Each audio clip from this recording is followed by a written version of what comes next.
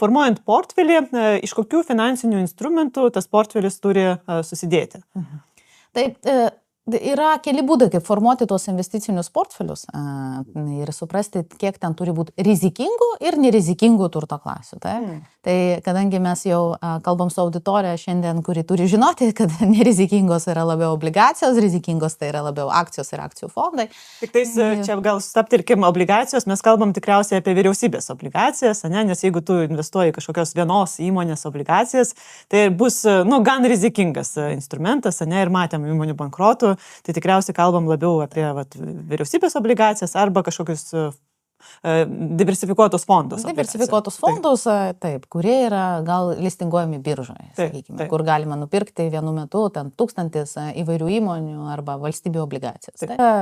Jau arčiau obligacijos vyriausybinės mažiausios rizikos, tada įmonės yra šiek tiek gal didesnė grąža ir tada toliau jau judam link rizikingų. Akcijos, žaliavos, šalia žaliavų gali būti nekilnojamas turtas ir jeigu matuoti riziką tų didžiausių kritimo nuo aukščiausio taško, tai auksas taip pat yra spekuliatyvi turto klasė ir mažai kas žino ir manau daugeliui bus surprizas, kad auksas turėjo istorijoje tokių laikotarpių, kai buvo nukritęs daugiau negu 60%. Tai yra daugiau negu akcijų rinka